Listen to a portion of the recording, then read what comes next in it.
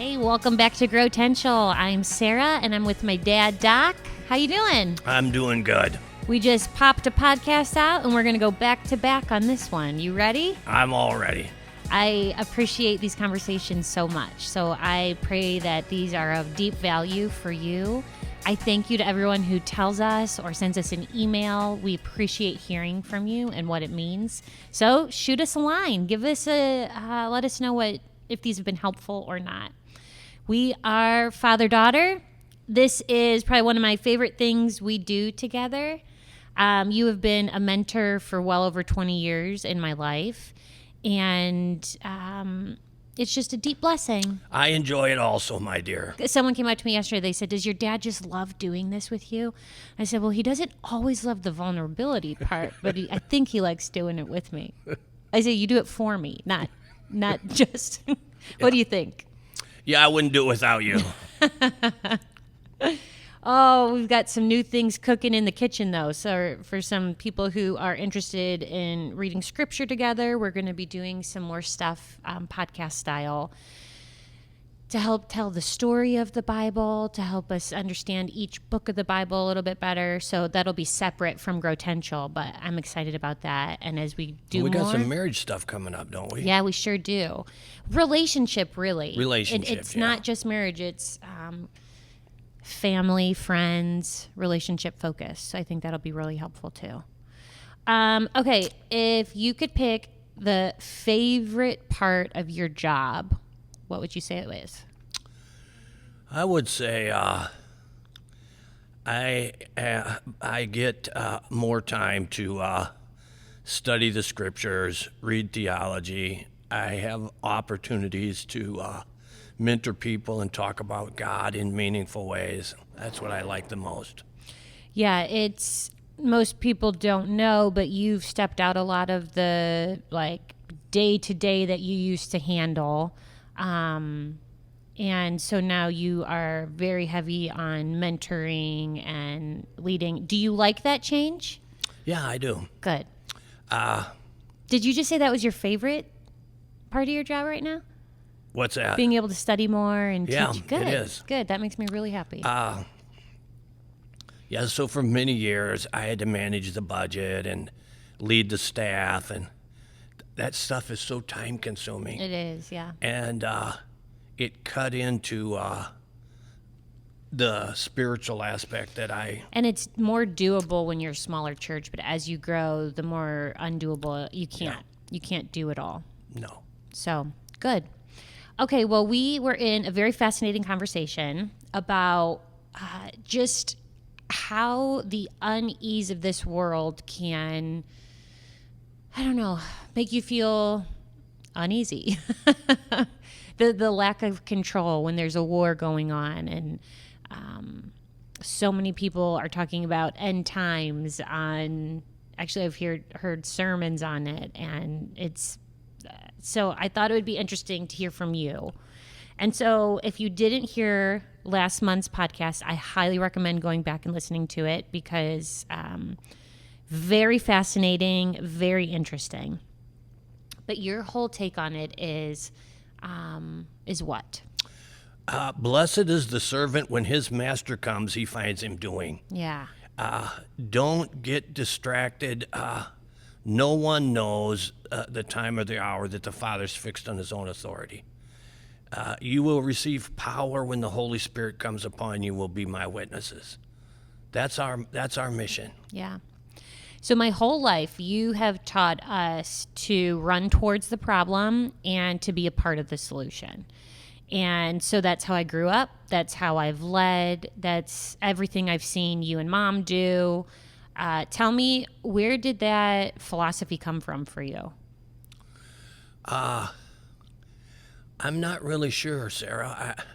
I probably read it in a book somewhere. Yeah. That I can't remember. Yeah. And cite the reference, but it's in our original deacon and elder lessons that I wrote 30 years ago. Yeah. So when you think about this idea of being part of the solution, not a part of the problem, I might say that backwards. As we were talking about, I was like, so tell me more about being part of the problem. Yeah. As it comes easy for me. But when you think about this, Dad, and problems are everywhere. Some are big, some are small, some are life-changing. What has it meant to you? Like, what do you think the character it takes? What's that character trait? What do you think it is? Well, I believe ultimately we all end up doing what we are. So I'm going to end up responding from my habits of thinking, my habits of desiring, and my habits of choice. And if I want to respond better in the moment, then I have to develop those habits up front Okay. because they're going to express themselves in the moment. Yeah. If I haven't developed them, they're not going to express themselves in the moment. Yeah. I think it's so easy to see, like, we like, I want the courage and the strength that you have. It's something, as a mentor of mine, that it's just meant the world. I love it. You have a disposition in hard times to make people feel safe and like we can do it. And I want that same kind of disposition. And so it's fascinating because what it takes to get that disposition is what no one sees. What it takes to seek God and trust Him and understand in the kind of way we talked. Did we ever air the one on priming, where you're priming I the think room? we did.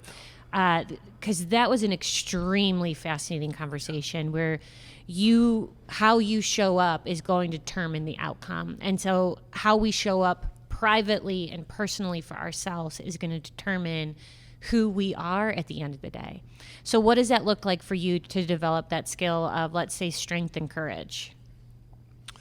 Okay, I have some techniques I can share. The first one is going to sound like a broken record, but it's just the truth. Yeah. Okay, I want to start my day with God. Not just once in a while, but day after day after day. Yeah. I want my first interactions to be with God. Okay, so what does that look like on your day-to-day basis at home? Well, it looks like prayer and Bible reading. Do you do that in your sunroom, on your comfy chair, at your dining room table? Where do you do that? I do it on the chair that's got all the books stacked up around it. That's in the sunroom? No, it's a recliner there. Okay. So if you look there, there's the lamp tables. You have books stacked everywhere. If no one's seen this man's library, it is impressive. All right, Yeah. guilty as charged. Yeah. Okay. And often, even before I get out of bed, you wake up at Already starting the 4 o'clock in the conversation. morning and you can't get up. So I will tell myself stories about Jesus. I think they call that old people stuff. Yeah. I can't go back to bed, just awake. I'll tell myself stories from the Gospels, and I will say stuff like to God, I'd like to have a conversation about you and I, not about work, not about this problem and that problem. I'll say stuff like, I want to draw near to you. I'll sometimes say, I don't really have any requests this morning other than I would just like to hang around in your presence for a few minutes. Quite a few years ago, I started waking up, and the first thought on my mind would be praising God.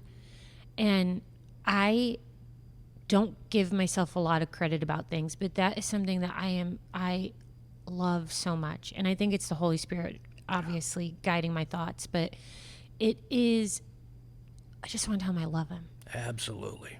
how worthy he is. Absolutely. And it is, I never want to lose that. Where you wake up and your beautiful. first thought is him and Yes. how much you love him. I love you, in one of our podcasts, you talked to us about the soul being a receptor for Christ. And it's stuck with me as we are hardwired. Yes, we are. We are physically hardwired to be in relationship with him. Yes, we are. To feel for him, to sense him, to call for him. And I love that. If draw near to me and I will draw near to you. Is that beautiful? It's just so fascinating. The more you read the Bible, the more you know the story of the Bible. I used to feel bad for the people, and I'm mad at myself for even thinking that way. When I was a little girl, I would be like, these poor people. And the older I get, I'm like, these beep. God is saying, I am your God. Yes. Just be my people. I Yeah. am your God. Put all the other stuff away. Let me be your God. And it's over, and it's over, and it's over. And then out of the richness of his mercy and the beauty of his grace, he sent his son. Like, it's the story of the Bible is so compelling. It's He so endured compelling. the cross, despising the shame. He despised the shame. I think there's this, like, when we really just sit with a God who is like this, a God of such deep love, it's been captivating my soul over and over and over that Jesus would say, just obey my commands, obey my commands. And then you know what his command was? To love others one another. the way that he loved us. It's if you are not a Christian and you are learning from anything outside of the Bible, like if you really knew who Christ was, it's so compelling. Yeah. It's so beautiful. It's not political. It's not left or right, or he is so much bigger than it all. And it's so compelling, Dad. Yeah, he's altogether lovely. Any way you look at him from any direction, and he's lovely. Yeah. We've misrepresented him Terribly. and caused people to misunderstand him. Does that feel like such a weight of your heart of like, I never want to misrepresent Yeah. him? Oh, yeah. Yeah. I see. That's what I think taking the Lord's name in vain is. You misrepresent him. Yeah. You talk about him in a way that leaves people feeling empty about him. All right, Siri. So I also have a technique. Sometimes it's harder than other times. Sometimes it's easy for me to keep my mind in the right place. And then other times it's almost impossible. Mm-hmm. So I have, over the years, gotten these little notebooks. And I fill them with scriptures and theology quotes. Yeah. So when I need help, I'll just put one of those booklets in my pocket, and throughout the day, I'll just break it out. Yeah, you've given me one of yours. So I have one of yours. If you don't remember, I don't remember. I have one of them. And I value that little notebook. So it's a technique that sometimes I have to have help. Mm-hmm. And I can't carry my Bible through the whole day, but Yeah. I can carry that little notebook. Yeah. And I can I love that. I think we did a podcast, like we filmed 3 times or something, and they all fell through. And just like there wasn't sound. We just had technical issues. And so I was like, Chet, I can't bear to ask my dad to come in one more time. Can you film with me? And he... I think it was happiness or joy or something, because Chet has such a joyful attitude about himself. We like Chet. And he just pulled out a cue card that was in his pocket, and it was the same idea. It was just a verse that he felt like God had given to him, and he was just carrying it around. I have a chalkboard at home, and you can see it from just about everywhere. And so I always try to write a verse on it that is something I'm trying to memorize or think about, or pull one word or one idea out of. But when I think about trying to be part of the solution, I think if people are honest, that's what they would want. Yeah. But it's harder in those moments when things are heated, or when you're feeling insecure, or you're feeling tired or overwhelmed as a parent, or your margin has been tapped into already. What would your advice be to someone who's feeling a little worn out, a little burnout? And we're talking about, okay, go be part of the solution. And they're like, I just,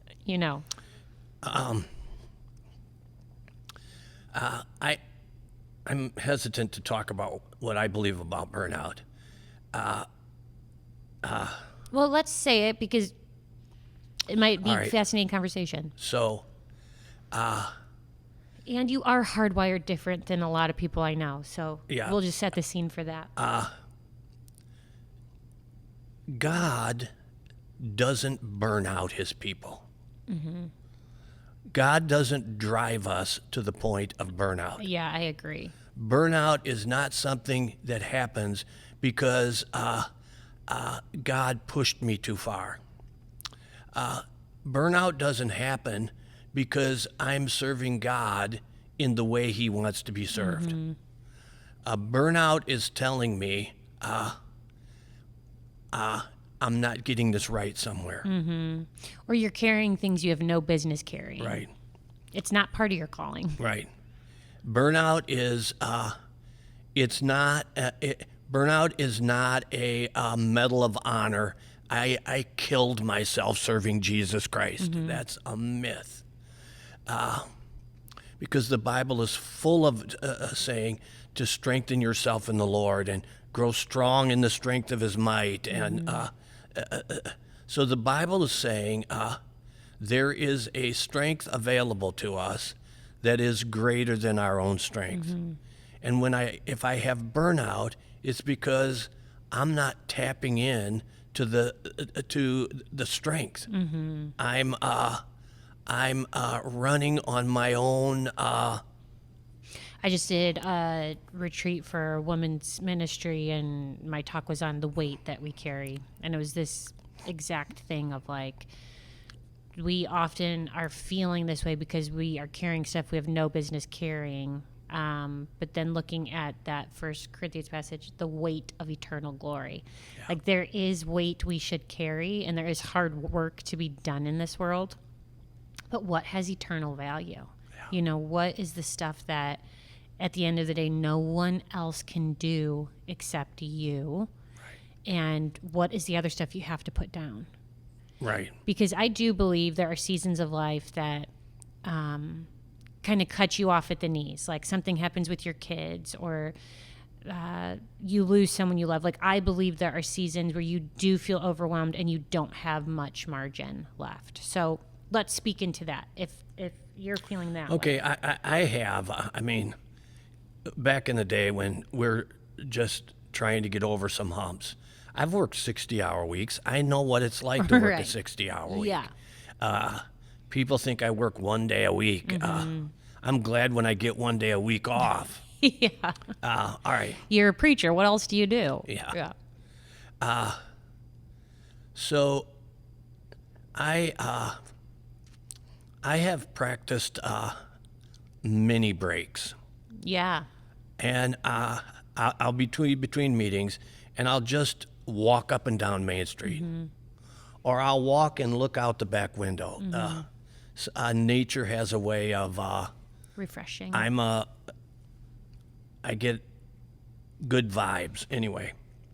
So because I can't take the whole afternoon off, doesn't mean I can't have 3 mini breaks in there. Yeah, I'm bad at mini breaks. Terrible. I'm like a slave driver to myself of just like, there's no breaks. Yeah. I often don't eat lunch. I'm like, just go until the work's done, and then like, oh, I'm starving. My problem is when I drive myself too hard, there used to be these airplanes that had a propeller and it had a rubber band, and you would turn the propeller till the rubber band got wound tight, then you'd throw it and fly. Yeah. Well, I got that rubber band in me. Yeah. And if I keep pushing and pushing, that rubber band gets wound tighter and tighter. Yeah, I said the more I'm doing the thing, like leading the staff and the things, I was like, the more I'm starting to understand you. I think that rubber band started to grow inside of me. Yeah. But I do appreciate the idea of mini breaks. Do you have things on your calendar that you look forward to? Oh, yeah. Is there like seasons or monthly or right. weekly? Like, what does So- that look like for you? Daily, I want to have lunch with Shay every single day.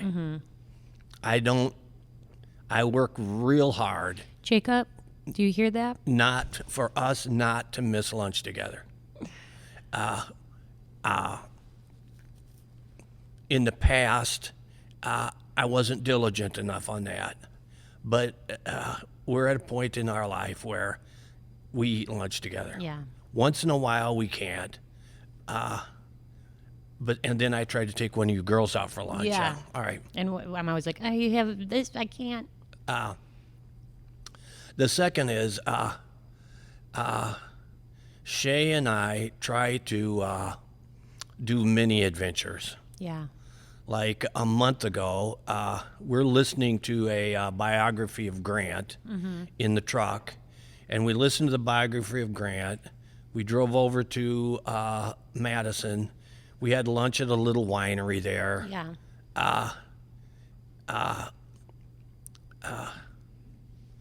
And so I look forward to that. Yeah. We hold hands. All right. All right. Many of you don't know this. My dad's very inappropriate with my mom. His love for her is very clear. It's appropriate attraction to a woman who is so stunning. I blame it on her. I also want, I have times in my life, I think you've heard me say this, where I do saturation Bible reading. Yeah. I don't read anything else. Every minute of reading time I have, I'm doing saturating Bible reading. I'm trying to saturate myself again. You were in, I think it was the ordination class. You were saying that you have felt this tug to read more and more theology and read more and more Bible. And when you were saying that, I was thinking to myself, you already read so much. So does that mean you don't really read other things right now, or is it Yeah. primarily? In the past, I used to read about 5 books at a time, because if this one doesn't interest me, I put it down. Okay, so I have a shelf of books that I bought to read, and I haven't gone to that shelf this year. For recreation, I'm reading all the Perot novels, just recreation. And I haven't done that for 2 months. The Perot? Agatha Christie wrote these mystery novels. Okay. And the detective was Hercule Poirot. Okay. I know Misty and Katie are big Agatha Christie's. Yeah. My sisters love Agatha Christie.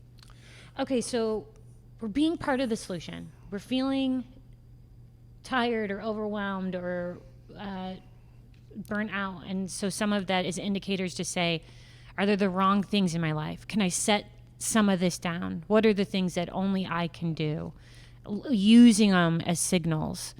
And now, like, And refreshing myself in the Lord. right, When starting your day. David at Ziklag, that was as burnt out as you can get. Yeah, People are going to stone him. yeah. And he encouraged himself in the Lord. Yeah. What is your way of encouraging yourself in the Lord when you're discouraged? Well, this saturation Bible reading, Yeah. often it is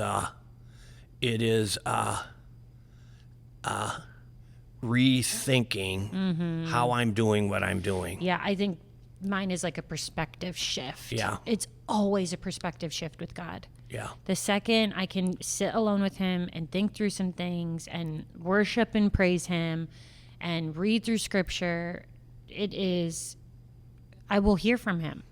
Always. I'll get the reset. I'll get Yeah. the shift. And I think that's something I value in you so much is that you are part of the solution. Now listen, you are an ornery dad. You were a fire starter. You would cause troubles.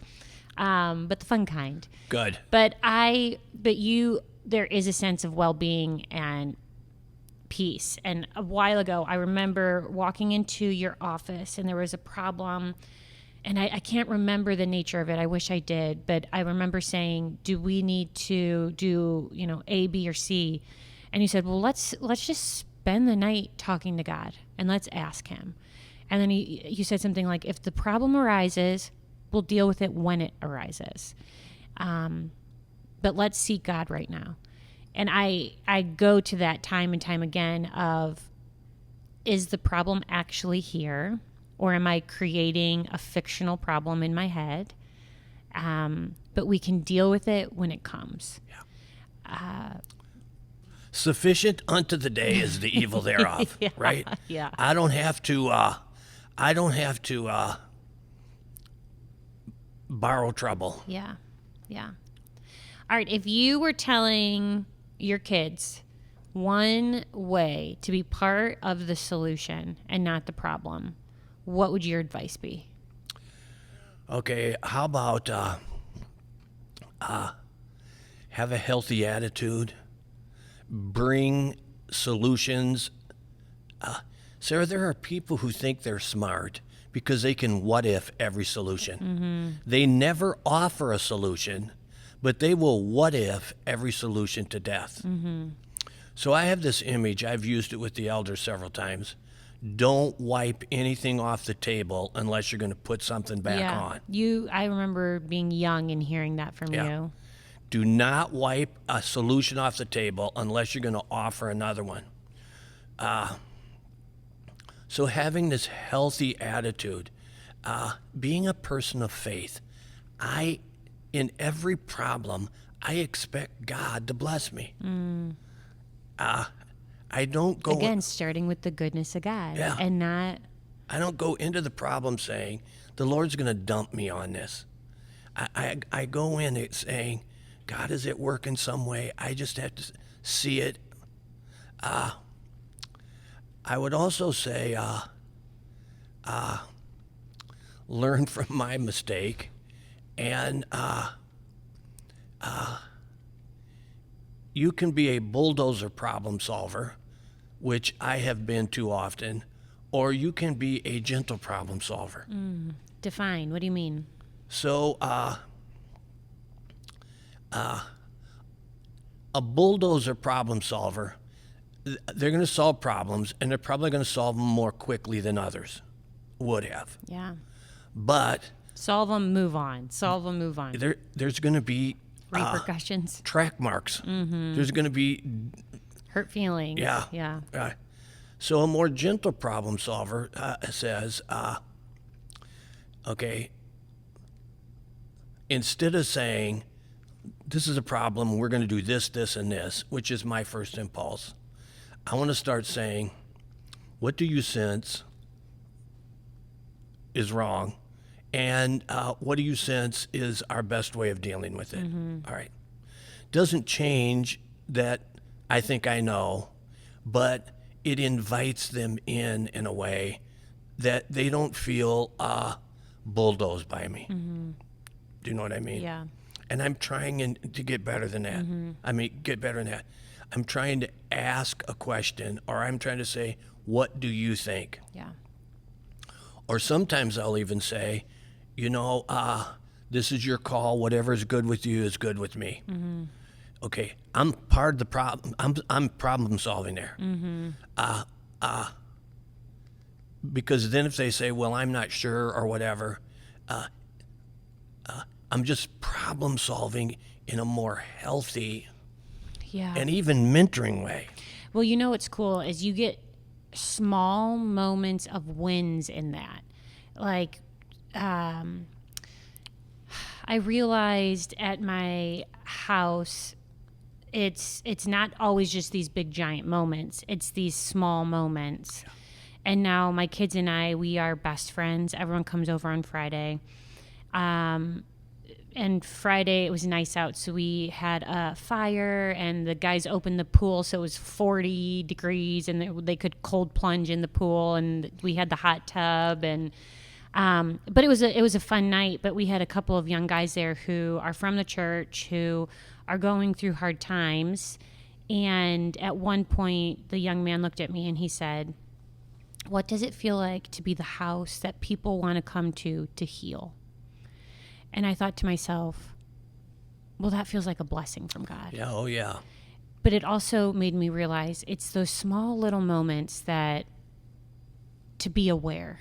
Yeah. To be aware in the conversation that maybe you have more to offer than you're even knowing, or you're not truly engaged or listening. And it's like, well, no, those little moments are adding up for something bigger, you know?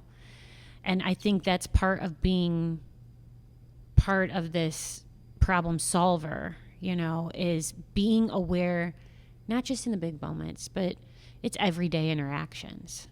Yeah, I mean, you just made an awesome connection. There's problem solving that doesn't heal, but there's problem solving that does heal. Right? Yeah. I can get through a problem and not heal anybody.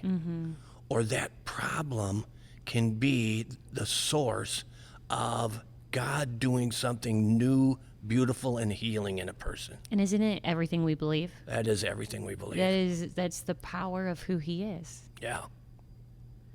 All right. Well, I love you. Thank you so much for this conversation. I love you. I hope you have the best day. I'm going to. Good. Yeah, me too. I'm going to prime my day for something great because the favor of God is on me. He is good, and it is on you, my friends. I hope you have the best day. If you enjoyed this, we'd love for you to share it with someone. Give us a like. Give us a follow. God bless you.